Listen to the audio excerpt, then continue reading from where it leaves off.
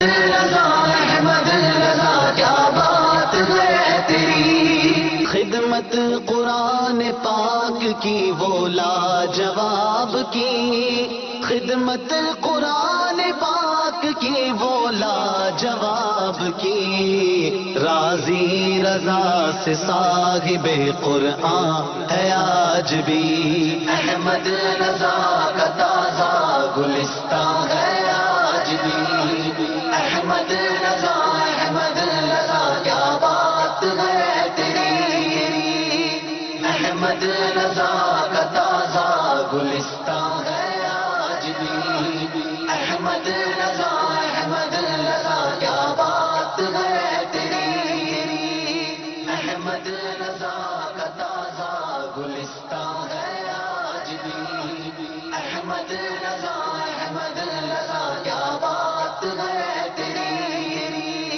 احمد رضا کا تازہ گلستان ہے آج بھی۔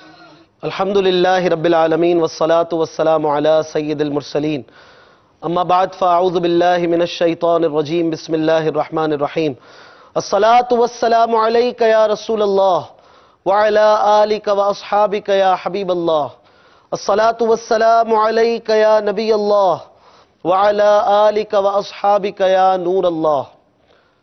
مدنی چینل کے ناظرین، آپ دیکھ رہے ہیں سلسلہ فیضان اعلی حضرت۔ اس سلسلے میں اعلی حضرت امام اہل سنت امام احمد رضا خان علیہ رحمت الرحمن کی مبارک زندگی کے حوالے سے مختلف موضوعات پر گفتگو آپ ملاحظہ فرماتے ہیں۔ سفر زیست کی ابتدا کہیں سے بھی ہو، اس کی انتہا، اس کی معراج جو ہے وہ مدینہ منورہ کی منزل ہوا کرتی ہے۔ مدینہ پاک وہ زمین ہے، وہ سرزمین ہے کہ عشاق کا دل اس سرزمین کی طرف ہمیشہ محو ہوتا ہے، اس کی طرف ان کی سوئیاں جو ہے وہ لگی ہوتی ہیں۔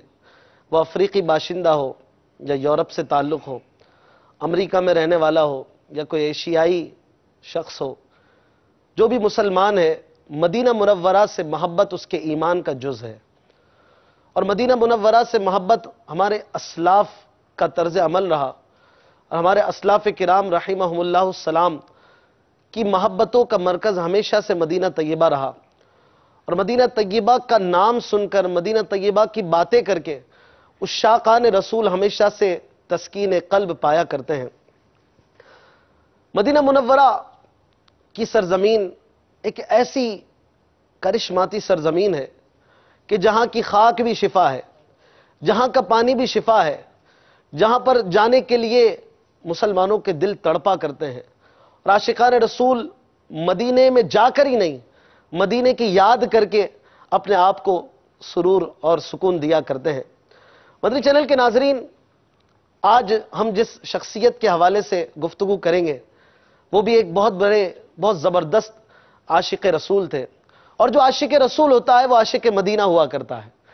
عاشق مدینہ اور پھر امام احمد رضا خان رحمت اللہ تعالی علیہ کی مبارک ذات، ایسی زبردست ذات عشق مدینہ کے حوالے سے بہت کم ہی پیدا ہوئی ہے۔ امام احمد رضا خان رحمت اللہ تعالی علیہ ایسے کامل عاشق مدینہ تھے۔ یہ بات یاد رکھیے کہ عشق کو علم کے سہارے کی ہر دفعہ ہر جگہ ضرورت ہوتی ہے، اور عشق جو ہے وہ بغیر علم کے بہک جایا کرتا ہے، اور علم بغیر عشق کے بے ادب ہو جاتا ہے، مغرور ہو جاتا ہے۔ اور جب علم اور عشق کا سنگم ہو تو پھر امام احمد رضا جیسی ہستیوں کا وجود ہوتا ہے۔ اور اعلیٰ حضرت کی ہستی واقعی ایسی ہستی ہے، آپ جب مدینے کا ذکر کرتے ہیں تو کہتے ہیں گزرے جس راہ سے وہ سید والا ہو کر، رہ گئی ساری زمین عنبر سارا ہو کر۔ پھر مدینے سے ہی محبت کا ذکر نہیں ہوتا، مدینے کی خاک سے بھی محبت ہو جاتی ہے۔ مدینے کی خاک کے حوالے سے کہتے ہیں ہم خاک اڑائیں گے جو وہ خاک نہ پائی، ہم خاک اڑائیں گے جو وہ خاک نہ پائی، آباد رضا جس پہ مدینہ ہے ہمارا۔ تو مدینے کے کتوں کے حوالے سے کہتے ہیں اے رضا، رضا کسی سگے طیبہ کے پاؤں بھی چومے، تم اور آہ کہ اتنا دماغ لے کے چلے۔ ایک اور جگہ فرماتے ہیں پارے دل بھی نہ نکلا دل سے تحفے میں رضا، ان سگانے کو سے اتنی جان پیاری واہ واہ۔ یہ ہے مدینے سے محبت۔ جب مدینے سے محبت ہو جاتی ہے، مدینے کے کتوں سے بھی محبت ہوتی ہے۔ اس کے ذروں سے بھی محبت ہوتی ہے، اس کے کانٹوں سے بھی محبت ہوتی ہے، اس کی فضاؤں سے بھی محبت ہوتی ہے۔ اعلیٰ حضرت رحمت اللہ تعالی علیہ کی زندگی واقعی عشق مدینہ کا ایک زبردست نمونہ ہے۔ امام احمد رضا خان رحمت اللہ تعالی علیہ کیسے عاشق مدینہ تھے، کیسی سیرت تھی آپ کی۔ آج ہمارا موضوع ہے اعلیٰ حضرت امام احمد رضا خان علیہ رحمت الرحمن کے سفر مدینہ۔ سفر مدینہ کے حوالے سے ہم انشاءاللہ تعالی ایک طویل گفتگو، تفصیلی گفتگو کی طرف جائیں گے۔ ہمارے ساتھ انشاءاللہ تعالی ہمارے مدنی اسلامی بھائیوں کی جلوہ گری ہوگی، ہمارے نعت خواہ اسلامی بھائی بھی انشاءاللہ تعالی مدنی پھول لٹائیں گے، اپنی پرسوز آواز میں نظم کی صورت میں آپ کو عشق مدینہ کے جام پلائیں گے۔ انشاءاللہ تعالی ہمارے ساتھ قاری صاحب بھی ہوں گے تلاوت قرآن پاک سے۔ ہم ابتدا کریں گے اور آج انشاءاللہ تعالی خوب مدینہ مدینہ مدینہ مدینہ کریں گے۔ مدینے کی محبت سے اپنے قلوب کو ہمیشہ سرشار رکھیے، اپنی ذات میں عشق مدینہ کو داخل رکھیے۔ آج انشاءاللہ تعالی خصوصی طور پر ہمارے ساتھ گفتگو کرنے کے لیے ایک ایسے اسلامی بھائی، ایسے مبلغ دعوت اسلامی ہیں کہ جنہیں آپ ہمیشہ مدنی مذاکرے میں امیر اہل سنت کے دائیں بازو کے طور پر دیکھا کرتے ہیں، ایک سادہ اور علمی شخصیت۔ مرحبا، السلام علیکم ورحمۃ اللہ۔ آپ کی دائیں بازو کی صورت میں ہم تو دیکھا کرتے ہیں امیر اہل سنت دامت برکاتہم العالیہ کے ساتھ، اور آج انشاءاللہ تعالی سفر مدینہ کے حوالے سے عشقیہ اور علمی گفتگو دونوں کا سنگم ان کی زبان سے ہم سنیں گے۔ آپ سب اسلامی بھائی اچھی اچھی نیتیں فرما لیجئے۔ علم دین سیکھنے کی بنیادی نیت کے ساتھ اعلیٰ حضرت امام احمد رضا خان علیہ رحمہ کے مبارک تذکروں کو کرنے کے لیے، نیک شخصیت کے ذکر سے رحمت الہی کے حصول کے لیے آپ سلسلے کو دیکھیے، دوستوں کو، احباب کو بتا دیجئے کہ سلسلہ شروع ہو چکا ہے۔ انشاءاللہ تعالی سلسلے کا آغاز تلاوت قرآن سے کریں گے۔ صلو علی الحبیب صلی اللہ تعالی علی محمد صلی اللہ علیہ الحمدللہ رب العالمین والصلاة والسلام علی سید المرسلین۔ نیت المؤمن خیر من عملہ، مسلمان کی نیت اس کے عمل سے بہتر ہے۔ میں نیت کرتا ہوں کہ اللہ عز و جل کی رضا کے لیے قرآن پاک کی تلاوت کروں گا، اور مدنی چینل کے ناظرین اور میٹھے میٹھے اسلام بھائیوں، آپ اللہ عز و جل کی رضا کے لیے قرآن پاک سروں کو جھکا کر باغور سننے کی نیت کر لیجیے۔ صلو علی الحبیب صلی اللہ تعالی علیہ وسلم۔ اعوذ باللہ من الشیطان الرجیم،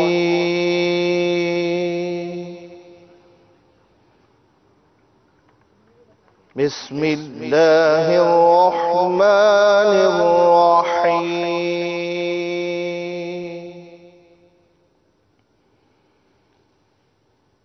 الف لام میم، ذالک الکتاب لا ریب فیہ، ھدی للمتقین الذین یؤمنون بالغیب،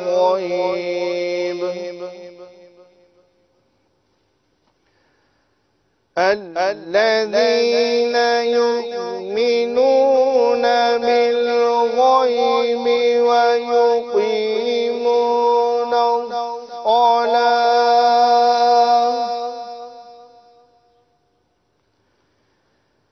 ویقیمون الصلاة ومما رزقناهم ينفقون،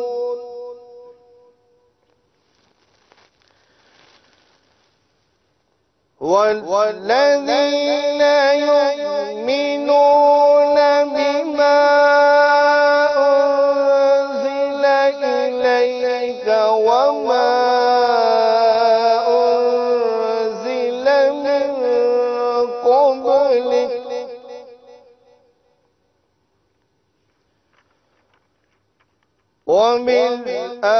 وبالآخرة هم يوقنون،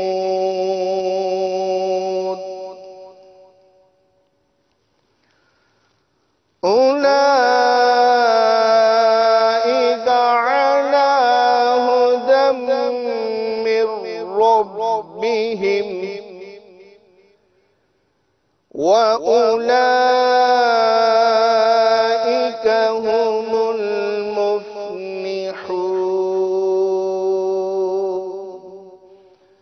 آمنت بالله صدق الله مولانا العظيم. ماشاء اللہ، سبحان اللہ. آنکھیں رو رو کے سجانے والے، جانے والے نہیں آنے والے. آنکھیں کچھ کہتی ہیں تجھ سے پیغام، او درے یار کے جانے والے. جو درے یار پہ جا رہا ہوتا ہے اس کی شان ہی نرالی ہوتی ہے، چونکہ وہ مدینے جا رہا ہوتا ہے. اعلیٰ حضرت رحمۃ اللہ تعالی علیہ نہ صرف دیوانہ مدینہ تھے، بلکہ جو مدینے جایا کرتا تھا یا جو مدینے سے پلٹا کرتے تھے ان کے ساتھ آپ کا کیا انداز ہوا کرتا تھا. آج انشاءاللہ تعالی اس حوالے سے بھی مدنی پھول حاصل کریں گے. ہمارا موضوع ہے امام احمد رضا خان علیہ رحمۃ الرحمن کے سفر مدینہ. کہ آپ نے 2 مرتبہ سفر مدینہ فرمایا جو ظاہری طور پہ ہم نے پڑھا ہے. ویسے تو بزرگوں کا انداز ہم کیسے بتائیں کہ وہ کتنی بار مدینے گئے، ان کی شان تو عجیب ہوا کرتی ہے. انشاءاللہ اس پر گفتگو رہے گی. اعلیٰ حضرت رحمۃ اللہ تعالی علیہ مدینے سے کیسی محبت کرتے تھے اور آپ نے کتنے حج کیے، اس سوال سے میں چاہوں گا کہ آپ کچھ مدنی پھولوں کا آغاز فرمائیں. بسم اللہ الرحمن الرحیم. مدینے سے محبت تو اعلیٰ حضرت کے جو اشعار ہیں ان سے جھلکتی ہے. بالکل. اعلیٰ حضرت کی نعت پر مشکل ہی کوئی ایسی ہوتی ہے کہ جس میں پتہ نہ چلے کہ اس میں مدینے کی محبت نہ ہو. بالکل. یعنی علماء کا آپس میں اس حوالے سے شدید اختلاف ہے کہ مکے اور مدینے میں افضل کون ہے. بالکل. یعنی کون سے علاقے کو، کون سے شہر کو جو ہے وہ فضیلت دی گئی ہے. علماء کی ایک بڑی تعداد اس طرف گئی ہے کہ مکہ مکرمہ کو یہ مدینہ منورہ پر فضیلت حاصل ہے، اور علماء کی ایک تعداد اس طرف ہے جو اس بات کی قائل ہے کہ مدینہ یہ مکے پر اب فضیلت رکھتا ہے. ہاں یہاں یہ تفصیل ہے کہ اس پر اتفاق ہے امت کا کہ جس جگہ نبی کریم صلی اللہ تعالی علیہ وسلم مدفون ہیں، آپ تشریف فرمائے ہیں ابھی، یعنی حجرہ عائشہ کے اندر، تو جہاں جس مقام سے حضور علیہ الصلوۃ والسلام کا جسم اطہر مس ہے، وہ مقام بالاتفاق یہ کائنات کا سب سے افضل مقام ہے. بے شک. یعنی عرش سے بھی افضل جگہ وہ ہے کہ جہاں نبی کریم صلی اللہ تعالی علیہ وسلم یہ تشریف فرمائے. پھر اس کے بعد علماء اس پر بھی متفق ہیں کہ جو کعبۃ اللہ شریف ہے یہ باقی تمام مدینے سے افضل ہے، خاص کعبۃ اللہ شریف. پھر اس میں اختلاف ہے کہ مکہ افضل یا مدینہ افضل. علماء کی ایک تعداد ہے، بلکہ علامہ جلال الدین سیوطی شافعی رحمۃ اللہ تعالی علیہ انہوں نے پوری کتاب اس حوالے سے لکھی ہے، الحجج المبینہ فی التفضیل بین مکہ والمدینہ. یعنی مکے اور مدینے کے درمیان کون فضیلت رکھتا ہے، اس میں آپ نے واضح دلیلیں بیان کی ہیں، اور پھر دلائل کے ساتھ آپ نے اس بات کو بیان کیا کہ مدینہ منورہ یہ مکہ مکرمہ پر فضیلت رکھتا ہے. اعلیٰ حضرت امام اہل سنت نے بھی فتاوی رضویہ کے اندر احادیث طیبہ کی روشنی میں طبرانی شریف کے حدیث پاک کہ المدینۃ خیر من مکہ، صحیح، کہ مکے سے مدینہ بہتر ہے، اور دیگر دلائل کی روشنی میں آپ نے اسی بات کو ثابت کیا. لیکن آپ نے اپنے ایک شعر کے اندر یہ بیان کر دیا کہ ساری باتیں ایک طرف، اللہ، ٹھیک ہے، دلائل کس کے کس طرف ہیں، کون کس طرف ہے، وہ سب ایک طرف، لیکن ہم جو ہیں وہ عشق کے بندے ہیں. طیبہ نہ صحیح افضل مکہ ہی بڑا زاہد. کیا بات. ہم عشق کے بندے ہیں کیوں بات بڑھائیں، یعنی ہماری عشق کی باتیں ہیں، ہم عشق کے اندر مدینے کو فضیلت دے رہے ہیں. تو یہ کوئی وہ فقہی مسائل کے اندر سے نہیں ہے، عقائد کے مسائل کے اندر سے نہیں ہے، عشق والوں کی باتیں ہیں. لہذا مدینے کا عشق ہمیں یہ بتا رہا ہے کہ ٹھیک ہے تمہارے نزدیک دلائل سے جو ہے وہ مکہ فضیلت والا ہو، لیکن ہم عشق والے ہیں، کیوں بات بڑھائی ہے، بس ہم عشق کی بات کرنے والے ہیں. تو مدینے سے عشق اعلیٰ حضرت کا یہ تو آپ کے اشعار میں جگہ جگہ جھلکتا ہے. یعنی ایسی تشبیہات، ایسی باتیں اعلیٰ حضرت نے اپنے اشعار کے اندر بیان کی ہیں. جیسے وہ آپ کا مشہور شعر ہے کہ خم ہو گئی پشت فلک اس تان زمیں سے، کہ سن ہم پہ مدینہ ہے وہ رتبہ ہے ہمارا.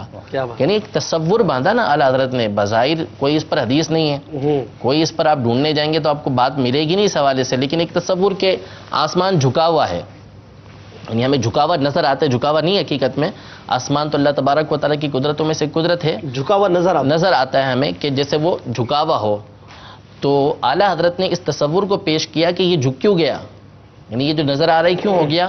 یہ اس لیے کہ زمین اور آسمان کے درمیان جب تقابل ہوا، یعنی مقابلہ ہوا کہ کون جو ہے وہ افضل ہے، آپس میں بحث ہوئی تو وہ دلیل جو دی ہے اس بنیاد پر آسمان نے اپنی ہار کو تسلیم کر لی. جب کوئی ہار تسلیم کرتا ہے تو وہ سامنے جھک جاتا ہے. تو اب بظاہر یہ ایک تصور ہے, خیال ہے, لیکن وہ اعلیٰ حضرت کا عشق ہے, محبت ہے, جو یہ تصور ہمارے سامنے پیش کر رہا ہے. ہم پہ مدینہ ہے وہ رتبہ ہے. ایک اور شعر میں بھی فرماتے ہیں, نہ آسمان کو یوں سرکشیدہ ہونا تھا, حضور خاک مدینہ خمیدہ ہونا تھا. یہ ایسا ہی نہیں جھکا ہے, یہ مدینے کی خاک کے آگے جھک گیا ہے. یہاں پر یہ اصل میں علم البدیع کی ایک صنف ہے جس کو حسن تعلیل کہا جاتا ہے. کیا بات ہے. اعلیٰ حضرت رحمۃ اللہ علیہ نے ان اشعار کے اندر اس کو استعمال کیا. زبردست. حسن تعلیل یہ ہوتی ہے کہ کسی چیز کے اندر کوئی صفت کو بیان کرنا, کسی کی علت کو بیان کرنا, وجہ کو بیان کرنا, لیکن وہ علت غیر حقیقی ہو لیکن ہو بڑی انوکھی. جس طرح کہ اعلیٰ حضرت نے اور اشعار میں بھی فرمایا, کالک جبیں کی سجدہ در سے چھڑاؤ گے, مجھ کو بھی لے چلو یہ تمنا حجر کی ہے. تو اس طرح کے اشعار جتنے ہیں ان کے اندر یہ حسن تعلیل, یہ اعلیٰ حضرت. یہاں اگر میں حسان بھائی کے گفتگو کے ساتھ تھوڑی سی بات وہ ٹچ کروں, اعلیٰ حضرت رحمۃ اللہ علیہ شاید لگتا ایسا ہے کہ کعبہ معظمہ کے آپ سامنے کھڑے ہوئے تھے اور آپ نے جب کعبہ معظمہ کو دیکھا تو مدینہ منورہ آپ کی بائیں سائڈ پہ تھا. تو آپ کے ذہن کے اندر ایک بات آئی کہ جو سیدھے ہاتھ پہ ہوتا ہے اس کو فضیلت ہوتی ہے, تو لہٰذا اب کعبہ معظمہ وہ سیدھے ہاتھ پہ لگ رہا ہے اور مدینہ منورہ سرکار کی تربت انور وہ الٹے ہاتھ پہ ہے. اب دیکھیے یہ بات ہو گئی عشق والی کہ آپ نے فرمایا میں نے عقل کے ذریعے, ذہن کے ذریعے سوچا تو بات یہی سامنے آئی کہ جو سیدھے ہاتھ پہ ہوتا ہے وہ فضیلت والا ہوتا ہے, جبکہ یہ بات مسلم ہے کہ نبی کریم علیہ الصلوۃ والسلام کی تربت انور, قبر انور وہ کعبے سے افضل ہے. بالکل. آپ فرماتے میں سوچنے لگا, سوچتا آخر میں نے کہا کہ اب ایسا کر دوں کہ اپنے دل سے پوچھوں. جب میں نے دل کی طرف توجہ کی تو دل کو دیکھا تو وہ بھی بائیں سائڈ پہ تھا. تو آپ فرماتے ہیں کعبے سے اگر تربت شاہ فاضل ہے, کیوں بائیں طرف اس کی منزل ہے. اس فکر میں جو دل کی طرف دھیان گیا, سمجھا کہ یہ جسم ہے اور وہ مرکز دل ہے. سبحان اللہ, سبحان اللہ. تو اس لیے ہم عشق کے بندے ہیں, کیوں بات بڑھائی. مدینے کی بات ہو رہی ہے, کسی نے میسج کیا ہے کہ یہ سمجھا دے اس شعر کا کیا مطلب ہے, کیوں رضا آج گلی سنی ہے, اٹھ میرے دھوم مچانے والے. اس میں کیا کہنا چاہ رہے ہیں اعلیٰ حضرت, وہ تو وہی بتا سکتے تھے, ہمیں کیا سمجھ آتا ہے. نہیں, اب وہی ہے میرے لیے سنت والی بات کہ قرآن و حدیث تو ہے نہیں, کہ شاعر کی مراد تو شاعر کی جو مراد ہے وہ تو جانی نہیں جا سکتی. بہت ساری اس میں باتیں ہو سکتی ہیں, کیا سمجھ میں یعنی بہت ساری ہو سکتا ہے. اس میں سے ایک بات یہ ہو سکتی ہے, مثال کے طور پر اعلیٰ حضرت کا جیسا بھی ہم انشاءاللہ آگے سنیں گے, جو مقصد تھا, یعنی یوں کہہ لیں کہ دنیا میں آپ کی تشریف آوری ہوئی تو اس میں سے بہت بڑے مقاصد میں سے ایک مقصد جو ہے وہ نبی کریم صلی اللہ تعالیٰ علیہ وسلم کی ذات گرامی اور آپ کے دین سے دفاع تھا. یعنی جو تان تھے دشمنوں کے وہ اعلیٰ حضرت نے ان سے دور کیے. تو ممکن ہے کہ اس طرف اشارہ ہو کہ یہ طرح طرح سے جو حملے ہو رہے ہیں اس کی وجہ سے گلی سونی ہو رہی ہے, تو اٹھیے اور دھوم مچائیے, یعنی جوابات دیجیے نبی کریم صلی اللہ تعالیٰ علیہ وسلم کی ذات گرامی پر جو باتیں کی گئی ہیں. تو واللہ عالم یہ بھی ہو سکتا ہے معنی, اور ہو سکتا ہے کہ کچھ اور معنی بھی ہوں. اعلیٰ حضرت نے کتنے سفر حج فرمائے, اور سفر حج کے پہلے سفر حج کے حوالے سے کچھ اگر رودات بیان ہو جائے. یعنی یہ تو آپ نے بیان کر ہی دیا, 2 حج کیے ہیں اعلیٰ حضرت نے. جی, عام طور پہ جو اعلیٰ حضرت کا حج بیان کیا جاتا ہے اور جس میں یعنی بہت سارے واقعے پیش بھی آئے, وہ دوسرا حج ہے. صحیح. جو آپ نے تقریباً 45 سال کی عمر میں کیا تھا آپ نے. تو پہلا حج اعلیٰ حضرت کا, اس میں بھی بڑے واقعات پیش آئے, اور دوسرے حج سے اس کا بڑا گہرا تعلق ہے. پہلے حج کے جو واقعات ہیں, معاملات ہیں, کیونکہ جس وقت آپ نے پہلا حج کیا تو اس وقت آپ کی والدہ اور آپ کے والد محترم مولانا نقی علی خان رحمۃ اللہ تعالیٰ علیہ بھی ساتھ تھے, اور اس وقت اعلیٰ حضرت کی عمر 23 سال تھی. تو جب اعلیٰ حضرت امام اہل سنت مکہ مکرمہ پہنچے تھے تو وہاں کے بڑے بڑے علماء, اس وقت کے علماء سے اعلیٰ حضرت نے اجازت حدیث حاصل کی تھی. یعنی اس وقت کے علماء نے اعلیٰ حضرت کو اجازت دی تھی کہ یہ جو ان کے پاس روایتیں ہیں, حدیثیں ہیں, کتابوں کی اجازتیں ہیں, اعلیٰ حضرت بھی اس کو آگے بیان کر سکتے ہیں. اس میں سے امام احمد دہلان مکی رحمۃ اللہ تعالیٰ علیہ, یہ بہت بڑے عالم دین گزرے ہیں, اور اعلیٰ حضرت نے اپنی ایک رسالے کے اندر, اپنی ایک حاشیے کے اندر ان کو 13ویں صدی ہجری کا مجدد قرار دیا ہے. احمد زینی دہلان مکی رحمۃ اللہ تعالیٰ علیہ. بہت بڑے مصنف تھے، کئی کتابیں ان کی آج بھی موجود ہیں، ان سے اعلیٰ حضرت نے اجازت حاصل کی۔ اس کے علاوہ شیخ عبد الرحمن بن عبداللہ السراج رحمۃ اللہ تعالی علیہ، یہ بھی اس وقت کے مفتی تھے، ان سے اجازت حاصل کی اعلیٰ حضرت نے۔ اس کے علاوہ شیخ حسین بن صالح جمال اللیل رحمۃ اللہ تعالی علیہ، انہوں نے تو جب اعلیٰ حضرت کو دیکھا تو اعلیٰ حضرت اپنا واقعہ ان کے بارے میں بیان کرتے ہیں، ان کی کتاب ہے الجوہرۃ الودیعہ کے نام سے۔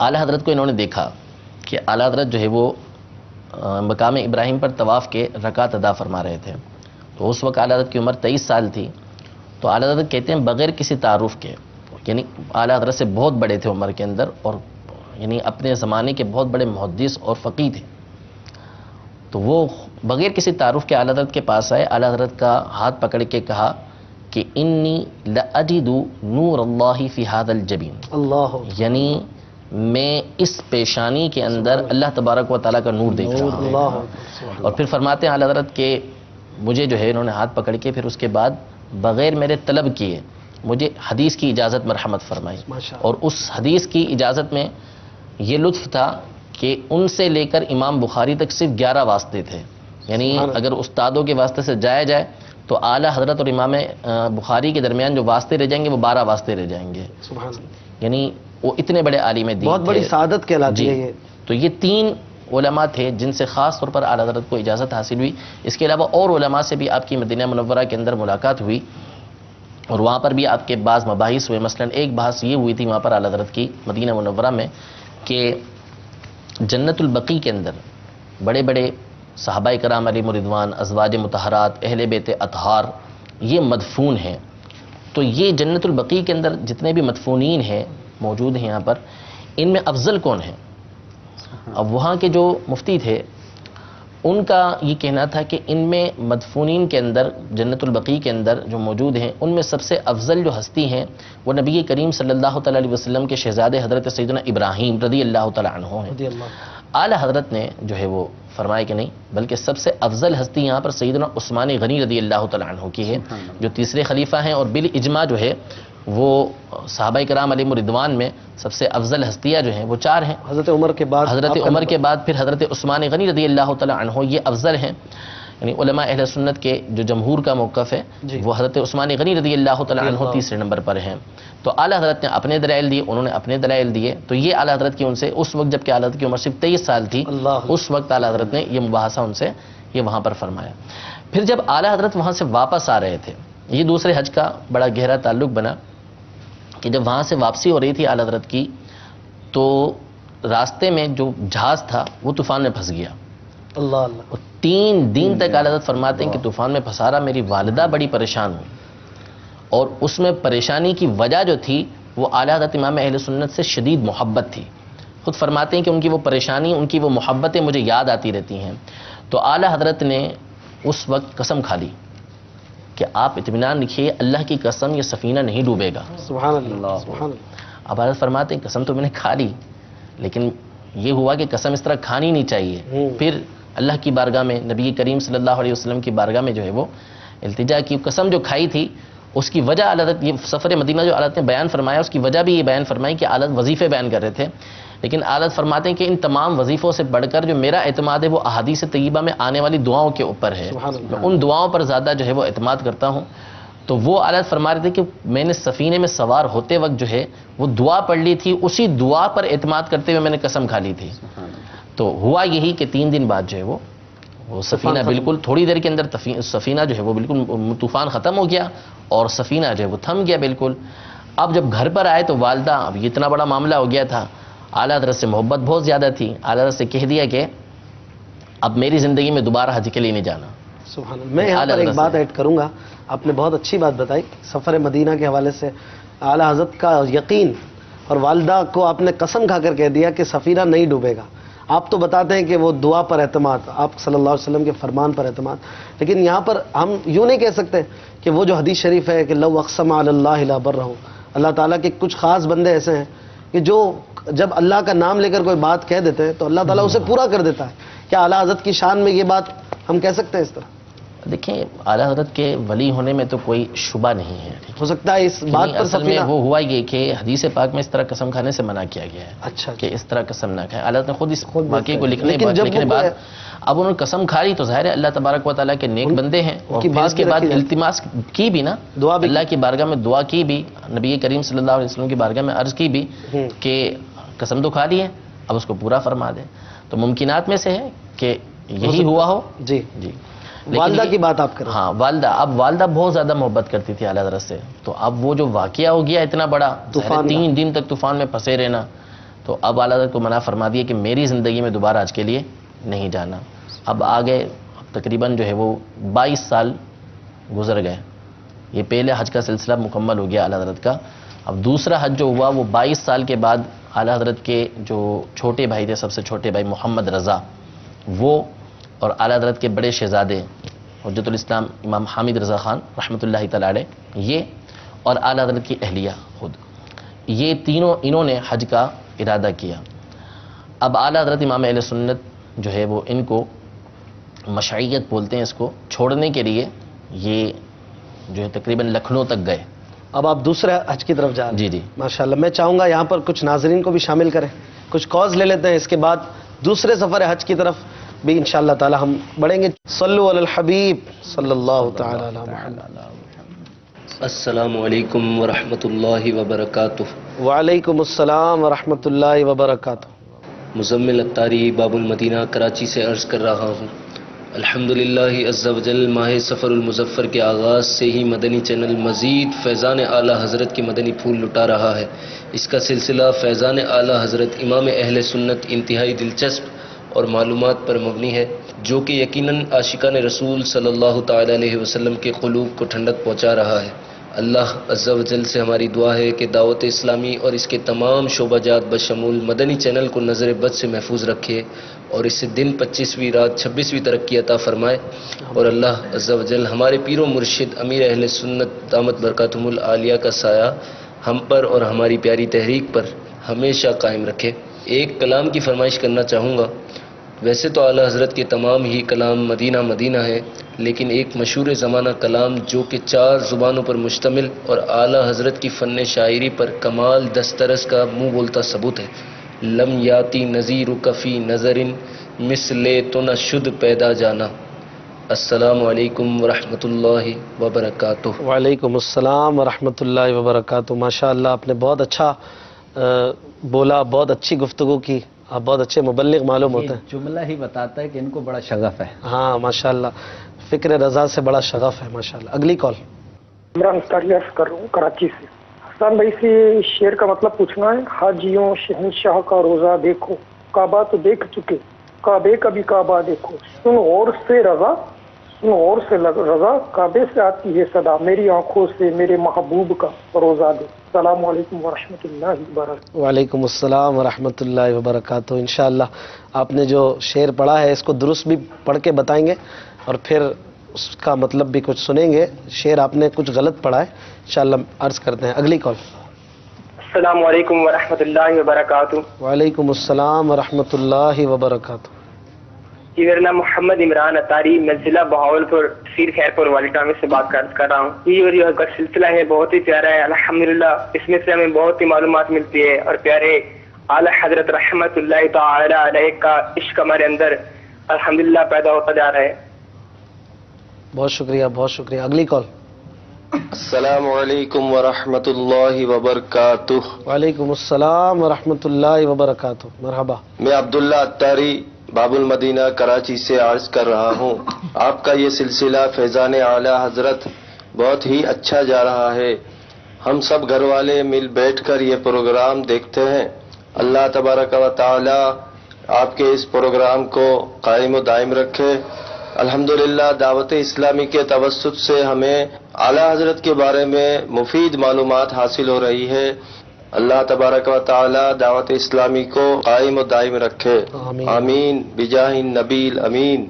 میری عرض یہ ہے کہ یہ نعت سنا دیں. زمین و زماں تمہارے لیے, مکین و مکاں تمہارے لیے. السلام علیکم ورحمۃ اللہ وبرکاتہ. وعلیکم السلام ورحمۃ اللہ وبرکاتہ. چلے 4 زبانوں میں جو کلام ہے, ایک شعر لم یاتی نظیرو کا فی نظرن، اور ایک شعر آصف بھائی زمین و زماں کا آپ کو سنانا ہے، اس کے بعد پھر حج کی طرف آتے ہیں۔ لم یاتی نظیرو کا فی نظرن، مثل تو نشد پیدا جانا، لم یاتی نظیرو کا فی نظرن، مثل تو نہ پیدا جانا، جگ راج کو تاج تورے سر سو، جگ راج کو تاج تورے سر سو، ہے تجھ کو شہ دو سرا جانا، البحر علا والموج طغى،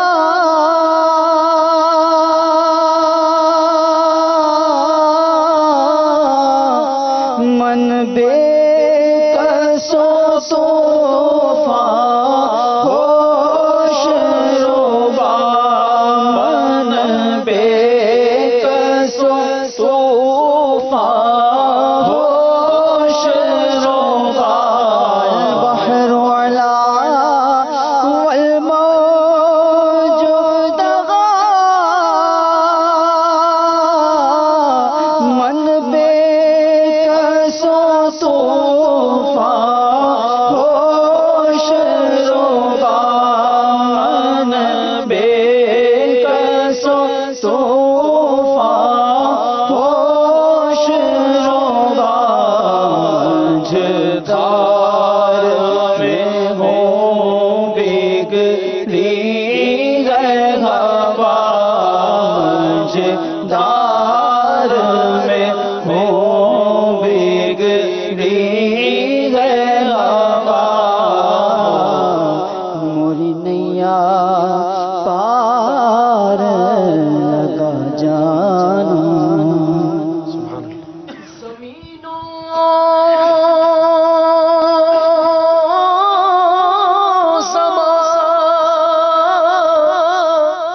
تمہارے لیے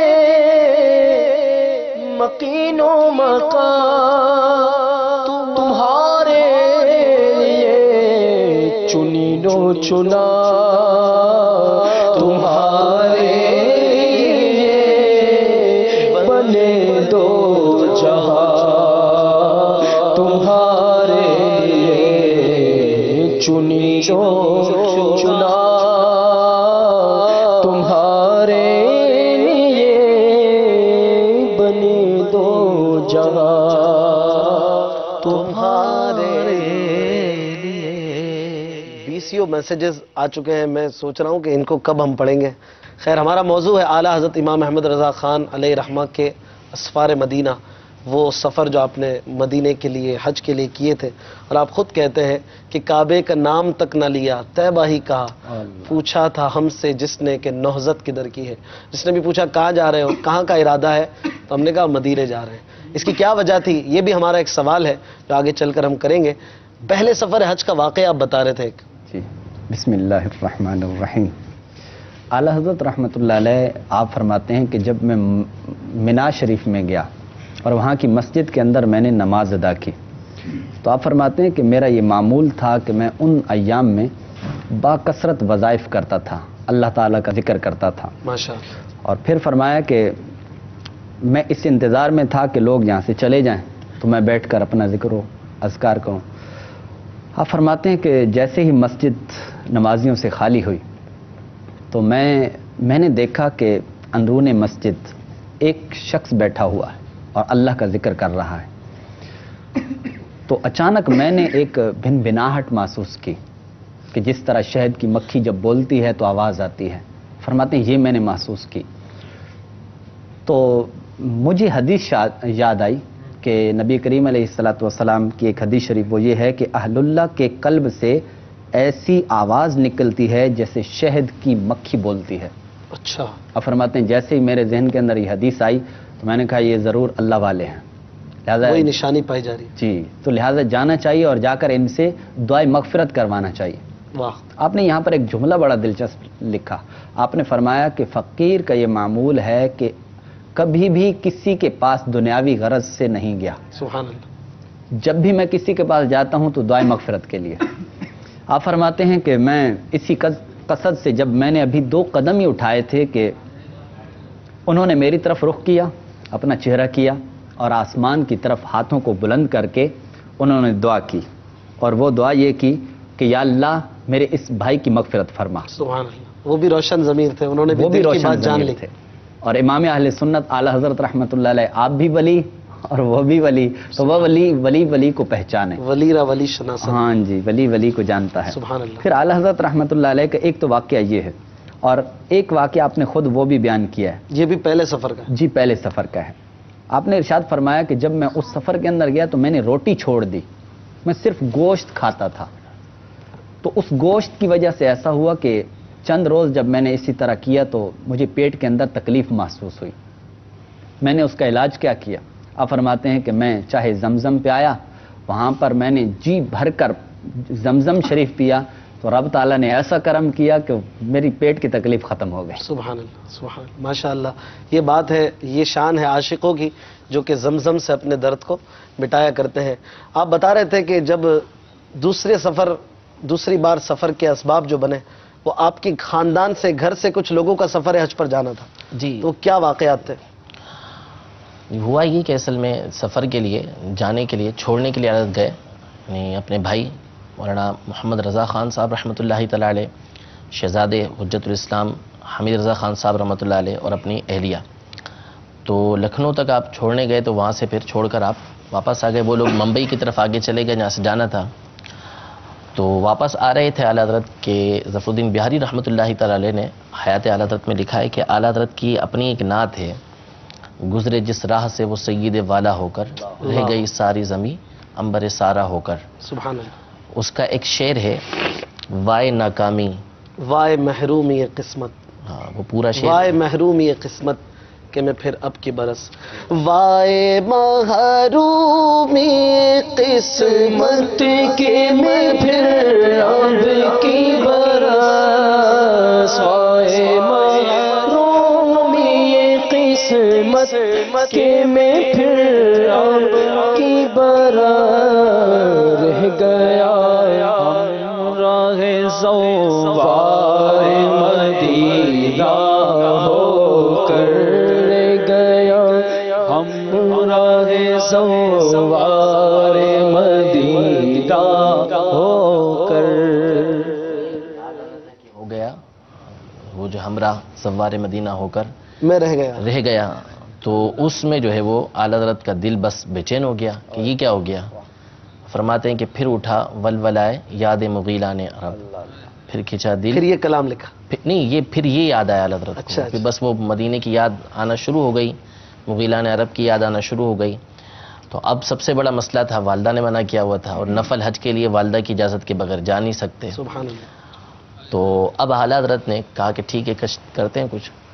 تو سب سے پہلے تو اعلیٰ حضرت نے جو ہے وہ ممبئی کے لیے ٹکٹ کروایا, بھیجا کہ ٹکٹ کروا کے لاؤ. وہ بھی اسباب ہو گئے غیب سے ٹکٹ کے بھی, ورنہ ٹکٹ بھی نہیں ہو سک رہا تھا. پھر اس کے بعد گاڑی بھی منگوا لی گئی باہر کے, گاڑی میں بیٹھ کے اعلیٰ حضرت نے اسٹیشن پہ چلے جانا ہے. اب اعلیٰ حضرت فرماتے ہیں کہ میں جو ہے وہ وضو کر کے نماز پڑھ کر جو ہے وہ والدہ کی بارگاہ میں حاضر ہوا تو وہ چادر اوڑے سو رہی تھی. میں نے اور کچھ نہیں کیا کہ جو ہے وہ اپنا منہ سر جو ہے وہ والدہ کے پاؤں میں رکھ دیا. اب والدہ وہ گھبرا کے اٹھ گئی کہ کیا ہو گیا. کہا کہ مجھے حج کی اجازت دے دیجیے, حضور مجھے حج کی اجازت دے دیجیے. ان کے منہ سے لفظ نکلا اللہ حافظ. اللہ حافظ. اللہ حافظ, جو کہ اجازت پر اجازت تھا. تو اعلیٰ حضرت نے یعنی وہ بس کہہ بول دیا نا والدہ نے, تو فوراً بس اور کوئی بات کیے بغیر اعلیٰ حضرت وہاں سے نکل آئے. حضرت فرماتے ہیں کہ میں گاڑی میں بیٹھ کے ابھی اسٹیشن پہ پہنچا ہی تھا کہ والدہ نے کہا کہ کیا ہو گیا اچانک. کہا میں اجازت نہیں دیتی, جاؤ اس کو روکو. اب وہ حضرت فرماتے میں تو جا چکا تھا, روکتا کون. تو یوں اجازت مل گئی اور چلے گئے. اب والدہ کو محبت بہت تھی، اور محبت بھی کیسی تھی اعلیٰ حضرت سے؟ محبت تو ہوتی ہے، ساتھ ہی ساتھ یعنی اعلیٰ حضرت کا جو گھر کے اندر بھی کردار تھا وہ والدہ کے عمل سے ظاہر ہوتا ہے کہ اعلیٰ حضرت فرماتے ہیں کہ جس برتن میں وضو کر کے گیا تھا اس کا بچا ہوا پانی بھی والدہ نے پھینکنے نہیں دیا کہ اس کے وضو کا بچا ہوا پانی ہے، جب تک واپس آیا واپس وہ تو رہنے دیا وہاں پر۔ دیا۔ تو یہ وہ والدہ نے ایک تو محبت، ساتھ ہی ساتھ ہمیں بتاتی ہے یہ بات کہ اعلیٰ حضرت کا گھر کے اندر بھی کردار ویسا ہی تھا جیسے باہر تھا، کیا بات، تقویٰ اور پرہیزگاری گھر کے اندر تھی کہ والدہ نے وہ پانی نہیں پھینکنے دیا۔ بہرحال پھر وہاں سے اعلیٰ حضرت جو ہے وہ کافی طویل واقعات اس کے ہوئے ہیں درمیان کے اندر، لیکن ہر مقام پر جو ہے نا اعلیٰ حضرت اصل میں یہ واقعہ خود اعلیٰ حضرت نے خود بیان کیا اپنی زبان سے سفر مدینہ کا، اور یہ واقعہ بیان کرنے کے بعد آخر میں اعلیٰ حضرت نے خود فرمایا کہ اس طرح کے بہت سارے واقعات پیش آئے ہیں کہ اگر کوئی ساتھ لکھنے والا ہوتا، یاد رکھنے والا ہوتا اور اس وقت نوٹ کر لیتا تو بہت سارے واقعے جو ہے وہ یہاں پر ہمارے سامنے موجود ہو جاتے ہیں۔ تو یہ اعلیٰ حضرت جب فرماتے ہیں کہ ہر مقام پر جو اعلیٰ حضرت نے بات کی نا وہ یہ کی کہ جب میں نے رسول اللہ صلی اللہ علیہ وسلم کی بارگاہ میں عرض کی تو وہ مسئلہ حل ہو گیا میرا، جو پریشانیاں آئیں، طرح طرح کی پریشانیاں آئیں، لیکن تمام کی تمام حل ہو گئیں۔ اچھا اب یہ تھا اعلیٰ حضرت کا عشق، محبت، کہ آپ نے مدینہ شریف جانا تھا، یہی کہ آپ نے نیت بھی یہ کی ہوئی تھی کہ میں نے مدینہ جانا ہے، لیکن اعلیٰ حضرت کو جو وہاں بلایا گیا تھا اس کی وجہ کچھ اور تھی، جو خود اعلیٰ حضرت نے وہاں جا کے بیان کی کہ کیوں مجھے وہاں پہ بلایا گیا تھا۔ بہرحال جب بلاوا ہوتا ہے تو پھر اسباب ایسے ہوتے ہیں کہ بندہ تصور بھی نہیں کر سکتا۔ اب ہوا یہ کہ جس ریل کے اندر اعلیٰ حضرت بیٹھے اور اعلیٰ حضرت کا تقویٰ اور پرہیزگاری ایسی تھی کہ نماز کسی صورت نہیں چھوٹنی چاہیے، جماعت کے ساتھ نماز پڑھتے تھے۔ اعلیٰ حضرت خود فرماتے ہیں کہ فقیر کا یہ حال ہے کہ جس کے لیے علماء نے لکھا ہے کہ جس سنت موقدہ معاف ہو جائے، یعنی بعض علماء وہ ہوتے ہیں جو مرجع خلائق ہوتے ہیں، جن کے پاس اتنے سوالات آتے ہیں کہ سوالات کے جواب دیتے دیتے ان کو سنت موقدہ کا اگر وقت نہ ملے تو ان کے لیے سنت موقدہ معاف ہو جاتی ہیں، چھوڑ سکتے ہیں وہ۔ لیکن اعلیٰ حضرت فرماتے ہیں کہ فقیر کا یہ حال ہے، سنت موقدہ تو دور کی بات ہے، کبھی سنت غیر موقدہ بھی نہیں چھوڑتے۔ اللہ اللہ سبحان اللہ۔ تو اعلیٰ حضرت جماعت کی بڑی پابندی کیا کرتے تھے، نماز کی بڑی پابندی کیا کرتے تھے۔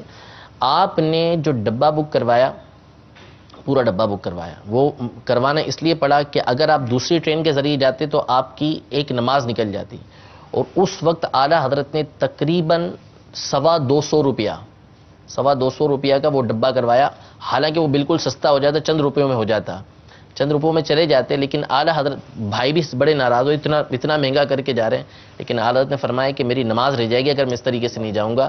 جب نماز پڑھ لی نا اعلیٰ حضرت نے لکھنؤ میں جا کے، تو کہا کہ میرے پیسے تو وصول ہو گئے، اب جو آگے میں نے جانا ہے وہ فری کے اندر جانا ہے۔ اور دوسرا ڈبہ پھر جو تھا اگلی ٹرین میں لگ گیا، اب وہ الگ معاملہ ہو گیا۔ نماز پڑھی اعلیٰ حضرت نے، نماز پڑھ کے دیکھا 225 روپیہ، اس زمانے کے اس زمانے کے 56 روپے کے اندر جو ہے وہ گائے آ جاتی تھی، یعنی بندہ صاحب نصاب ہو جاتا تھا۔ 52.5 تولہ چاندی جو ہے وہ 56 روپے کی ہوتی تھی اس زمانے کے اندر، تو اس حساب سے آپ لگا لیں 40,000 روپے کی تقریباً چاندی بن جاتی ہے، تو تقریباً 2-2.5 لاکھ روپے ہو گئے، اتنا بن گیا اعلیٰ حضرت کی رقم، یہ یہ ایک 1.5 لاکھ نماز روپے کے لیے، ایک نماز کے لیے۔ سبحان اللہ۔ تو یوں اعلیٰ حضرت جو ہے وہ وہاں پر پہنچے۔ اب نتیجہ وہ جیسا بیان کیا کہ وہ ڈبہ رہ گیا درمیان میں، اور ایک دن پورا لیٹ ہو گیا، اور وہاں پہ قرنطینہ پہلے ہوا کرتا تھا، یعنی وہ میعاد ہوتی تھی کہ جس میں لوگ علاقے میں داخل ہوتے تھے، ان کو بھپارا دیا جاتا تھا، دوائی دی جاتی تھی جس کے ذریعے سے پسینہ آتا تھا، پھر جو وبائی مرض وغیرہ والے ہوتے تھے ان کو علیحدہ کر لیا جاتا۔ اب جو اس میں داخل ہو گیا وہی حج کے لیے جائے گا، وہ وقت نکل گیا تو پھر مسئلہ کھڑا ہو جائے گا۔ اب یہ ایک دن پورا لیٹ ہو گئے، اب وہاں پر پہنچتے تو پتہ چلتا کہ بھئی یہ سارے اندر داخل ہونے والے ہیں، اور ایک دن پہلے انہوں نے داخل ہو جانا تھا۔ اب اعلیٰ حضرت نے کہا یہ کیا ہو گیا۔ پھر جب ممبئی پہنچے تو وہاں لوگ آئے ہوئے تھے، کہا کہ فوراً چلیے آپ اسی علاقے میں جہاں پہ قرنطینہ کے اندر داخل ہونا ہے، وہاں دوائی دی جائے گی۔ وہاں پہنچے تو عجیب واقعہ لوگوں نے بیان کیا کہ بولا آج تک ایسا نہیں ہوا، ہونا یہ تھا کہ ان تمام نے اندر کل داخل ہو جانا تھا، لیکن آپ کے علاقے کے لوگ ابھی اندر داخل نہیں ہوئے۔ بولے کیا معاملہ ہوا؟ بولا کل ڈاکٹر آیا اور اس نے دوائی دینا شروع کی، اور کبھی ایسا نہیں ہوا کہ اس نے ایسا کیا ہو، ابھی آدھے لوگوں کو اس نے دوائی دی تھی کہ اچانک اس کی طبیعت کے اندر گھبراہٹ پیدا ہو گئی، اس کو پریشانی ہونے لگی۔ اس نے کہا کہ باقی لوگ جو نا کل آ جانا، میں آج نہیں دے سکتا۔ وہ اٹھ کے چلا گیا، اس لیے آپ کے علاقے کے لوگ دے گئے اور آپ ان کے ساتھ آج اس علاقے کے اندر داخل ہو رہے ہیں، ورنہ کل کلوز ہو گیا تھا۔ اب یہ واقعہ ہو گیا، اب معاملہ ہو گیا، اندر داخل ہو گیا اعلیٰ حضرت، تو اب سب معاملات ہو گئے، تو ٹکٹ کا مسئلہ آیا، تو پتہ چلا کہ جو جہاز جس کے اندر سارے گھر والے جا رہے ہیں وہ تو ٹکٹ سارے ختم ہو گئے۔ اب اعلیٰ حضرت کے بڑی پریشانی ہوئی کہ پورا سفر اتنا بڑا طے کرنا ہے اور گھر میں سے کوئی بھی نہ ہو۔ افراد سارے وہاں پر اور میں یہاں پر اکیلا ہوں، تو ٹکٹ خریدا اعلیٰ حضرت نے. اب وہ جہاز کے درجے ہوتے ہیں، فرسٹ، سیکنڈ، تھرڈ، بحری جہاز. بحری جہاز کے. تو اعلیٰ حضرت نے، اب اعلیٰ حضرت پارٹی بھی تھے، زمیندار تھے بہت بڑے، تو اعلیٰ حضرت نے ٹکٹ جو خریدا وہ ملا ٹکٹ، ایک ہی ٹکٹ ملا، وہ ٹکٹ بھی ملا تھرڈ کلاس کا ڈبے کا. تو اب اعلیٰ حضرت نے لے لیا وہ کہ چلو. اب پھر اس کے بعد لوگوں نے ڈھونڈنا شروع کیا کہ کوئی ایسا بندہ ملے کہ جو اس جہاز میں جا رہا اور اکیلا ہو، وہ دوسرے جہاز میں بھی چلے جائے تو اس کے لیے کوئی مسئلہ نہ ہو. حضرت فرماتے اتفاق سے جو ہے وہ ہمارے بریلی کے ایک شخص مل گئے، اکیلے تھے، ان کو دوسرے جہاز میں جانے میں کوئی مسئلہ نہیں تھا، انہوں نے خوشی خوشی وہ تبدیل کر لیا. اور اتفاق دیکھیے کہ ان کے پاس بھی جو ٹکٹ تھا وہ تھرڈ کلاس کا تھا. تو حضرت فرماتے ہیں کہ سرکار صلی اللہ علیہ وسلم نے میرا خرچہ بھی بچا لیا. اللہ. کہ اگر میں مہنگا والا لیتا تو مجھے ان کو مہنگا دے کے سستا والا لینا پڑتا. پھر اس کے بعد اعلیٰ حضرت نے اس کو چینج کروا کے فرسٹ کلاس کا یہ کروا لیا. تو یوں آپ غیبی اسباب گویا لگتے ہیں اسباب کہ ہوتے غیب سے بندہ بھائی میں نے عرض کیا نا، یہ بہت ساروں کے ساتھ ایسا ہوتا ہے کہ جب بلاوا آتا ہے نا تو غیب سے وہ اسباب بنتے ہیں کہ جس کی طرف بندے کا تصور ہی نہیں جاتا کہ یہ کیا ہو کیا رہا ہے. عام روٹین کے اندر اس کو دیکھیں تو ایسا ہونا لگتا نہیں کہ ایسا ہوگا، لیکن جب بلاوا آتے ہیں تو خود بخود کام ہونا شروع ہو جاتے ہیں. تو وہ اعلیٰ حضرت کی محبت تھی کہ جو آپ نے مکہ مکرمہ مدینہ منورہ جانا تھا، پھر راستے میں اور بہت سارے واقعات. بحری جہاز چل پڑا ہے اور اعلیٰ حضرت آگے مدینے کی طرف گامزن ہے، اور اس موقع پر تھوڑا آگے چل کر ایک کلام اعلیٰ حضرت نے لکھا. اس کلام کے چند چنیدہ اشعار میں چاہوں گا کہ ہمارے نعت خواہ اسلامی بھائی پڑھیں. بہت مشہور کلام ہے. بھینی سہانی صبحوں میں ٹھنڈک جگر کی ہے، بھینی سہانی صبحوں میں ٹھنڈک جگر کی ہے، کلیاں کھلی دلوں کی ہوائیں کدھر کی ہے، کلیاں کھلی دلوں کی ہوائیں کدھر کی ہے. راہے مدینہ غافل ذرا تو جا، راہے مدینہ ہے غافل ذرا تو جا، گو پاؤں رکھنے والے یہ جا چشم سر کی ہے،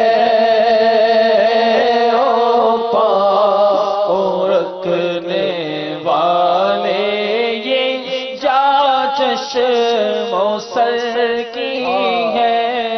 گھڑیاں گنی گے برسوں کی یہ شب گھڑی پھری، بولو گھڑیاں گنی گے برسوں کی یہ شب گھڑی پھری،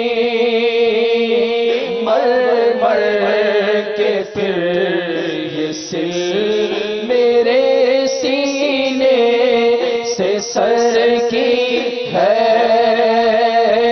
مر مر کے پھر یہ سل میرے سینے سے سر کی ہے.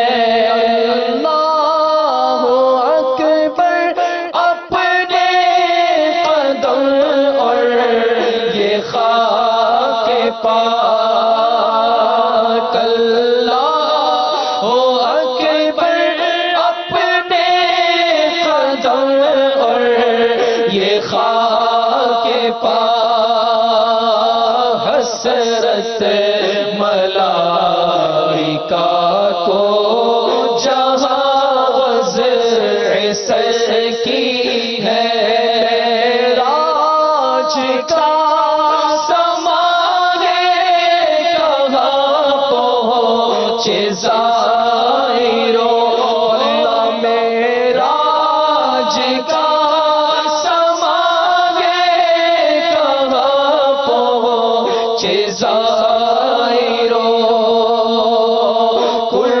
کرسی سے اونچی کرسی اسی پاک در کی ہے، کرسی سے اونچی کرسی اسی پاک در کی ہے۔ طیبہ میں مر کے ٹھنڈے چلے جاؤ آنکھیں بند، طیبہ میں مر کے ٹھنڈے چلے جاؤ آنکھیں بند، سیدھی سڑک یہ شہر شفاعت نگر کی ہے، مانگے جائیں گے منہ مانگے پائیں گے، مانگے جائیں گے منہ مانگے پائیں گے، کا شعور دیتے ہیں، ارے جو بھی مانگو حضور دیتے ہیں، کیونکہ کون دیتا ہے دینے کو منہ چاہیے، بولو دینے والا ہے سچا ہمارا نبی، مانگیں گے مانگے جائیں گے منہ مانگے پائیں گے، کیونکہ سرکار میں ہے نا حاجت اگر کی ہے، ہاں سرکار میں نہ لاگے نا حاجت اگر کی۔ سبحان اللہ، اس کلام کے تقریباً 70 کے قریب اشعار ہیں، اور ایک ایک شعر اپنی مثال آپ ہے۔ عشق مدینہ سے معطر یہ پورا کلام جو مدینے جا رہا ہو، مدینے کے سفر کا قصد ہو یا نہ بھی ہو، ویسے کبھی موقع ملے ہدایت کے بخشش سے اس کلام کو پڑھیے، آپ کوشش کیجئے سمجھ کے پڑھیے، اتنا مزہ آئے گا آپ کی آنکھیں ہو سکتا ہے بھیگ جائیں، مدینے کی یاد اور مدینے کی عظمت آپ کے دل میں گھر کر جائے گی، اور پتہ چلے گا مدینہ کیا ہے۔ یہ اتنا بڑا امام جب مدینے کے سفر کے لیے چل رہا ہے تو پھر اس کا انداز عشق جو ہے وہ بتا رہا ہے کہ مدینہ جو ہے وہ یہ ہے، مدینے کی سرزمین وہ ہے کہ جہاں پر بڑے بڑے بادشاہ اپنے سر جھکا لیا کرتے ہیں اور بڑے بڑے گداگر اپنے سروں کو فخر سے بلند کر لیا کرتے ہیں۔ ایک سوال ہوا تھا، حاجیوں آؤ شہنشاہ کا روزہ دیکھو، کعبہ تو دیکھ چکے کعبے کا کعبہ دیکھو، اس کا مطلب کیا ہے؟ جب آپ مکہ مکرمہ سے مدینہ منورہ کی طرف آپ جب تشریف لے جا رہے تھے تو اس وقت آپ نے ارشاد فرمایا، گویا کہ اپنے حجاج کرام جنہوں نے حج کر لیا تھا ان سے ارشاد فرمایا تھا کہ حاجیو آؤ شہنشاہ کا روزہ دیکھو، کعبہ تو دیکھ چکے کعبے کا کعبہ دیکھو۔ وجہ یہ ہے کہ نبی کریم علیہ السلام کا روزہ اقدس، سرکار دو عالم صلی اللہ علیہ وسلم کی ہستی وہ ہستی ہیں کہ جنہوں نے کعبے کو کعبہ بنایا ہے، واللہ جو اگر رخ مصطفیٰ اس کی طرف نہ ہوتا تو آج کعبہ کعبہ نہ بنتا، تو لہٰذا نبی کریم علیہ السلام وہ گویا کہ اس معنی کے اندر کہ سرکار علیہ السلام نے اس کو کعبہ بنایا تھا۔ اور دوسرا یہ ہے کہ ولادت کے وقت نبی کریم علیہ السلام کے مکان کی طرف، حضرت آمنہ رضی اللہ عنہا کے مکان کی طرف کعبہ جھکا تھا۔ اس معنی کے اندر بھی آپ فرماتے ہیں کہ حاجیو آؤ شہنشاہ کا روزہ دیکھو، وہ مدینہ منورہ، کعبہ تو دیکھ چکے اب کعبے کا کعبہ جس طرف جھکا تھا اب اس طرف بھی۔ اچھا، اس پورے کلام کے اندر ایک صنف ہے، اس صنف علم البدی کی صنف ہے، اس کو بولتے ہیں تضاد۔ اچھا، تقابل بھی ہے اور بعض تضاد کی بھی صورتیں آتی ہیں۔ اچھا، وہ یہ ہوتی ہے کہ دو متضاد چیزیں کہ جو کبھی جمع نہیں ہو سکتی لیکن اعلی حضرت رحمۃ اللہ علیہ ان کو بھی وہاں جمع کر دیتے ہیں۔ اس کی ایک چھوٹی سی مثال دیتا ہوں میں۔ ملتزم سے تو گلے لگ کے نکالے ارما، ادب و شوق کا یہاں بہم الجھنا دیکھو، کہ وہاں مکہ مکرمہ میں تھے، کعبہ معظمہ، وہاں ملتزم کے ساتھ ہم لپٹ گئے۔ اعلی حضرت اپنے حج کے اس میں ذکر بھی کرتے ہیں، میں جا کر لپٹ گیا اور لپٹ کر جتنے ارمان تھے وہ سارے میں نے نکالے، اور پھر اس کے بعد کرتا تھا اللہم یا واجد یا ماجد لا تزل عنی نعمتا انعمتها علی، کثرت سے میں یہ دعا کرتا تھا، آپ فرماتے ہیں۔ وہ بارش بھی برسی، پھر اس کے اندر نہائے بھی صحیح، تو اس صنف کا بھی یہاں پر استعمال ہوا۔ برسا کے جانے والوں پہ گوہر کروں نثار، ابرے کرم سے عرض یہ میزاب زر کی ہے. تو آپ فرماتے ہیں کہ ملتزم کے ساتھ ہم لپٹ گئے، ہم نے خوب اپنے ارمان نکال لیے. وہاں تو لپٹ گئے، لیکن اب نبی کریم علیہ الصلوۃ والسلام کے روضہ انور پر اب شوق یہ کہتا ہے کہ جا کر لپٹ جاؤ سرکار کی قبر انور کے ساتھ، لپٹ جاؤ، جتنے ارمان ہیں نکالو. لیکن ادب کیا کہہ رہا ہے؟ نہیں، رک جا رک جا رک جا. طرف کی نازش کے ہاں لچکیے، ادب و بندش کے ہل نہ سکیے. تو آپ فرماتے ہیں کہ ادھر سے یہ شوق تڑپا رہا تھا اور ادھر سے ادب روک رہا تھا. تو آپ فرماتے ہیں کہ ملتزم سے تو گلے لگ کے نکالے ارماں، ادب و شوق کا یہاں باہم الجھنا دیکھو. سبحان اللہ. احمد رضا احمد رضا کیا بات ہے تیری، خدمت قرآن پاک کی وہ لاجواب کی، خدمت قرآن پاک کی وہ لاجواب کی، راضی رضا سے صاحب قرآن ہے آج بھی، احمد رضا کا تازہ گلستان ہے آج بھی، احمد رضا کیا بات ہے تیری.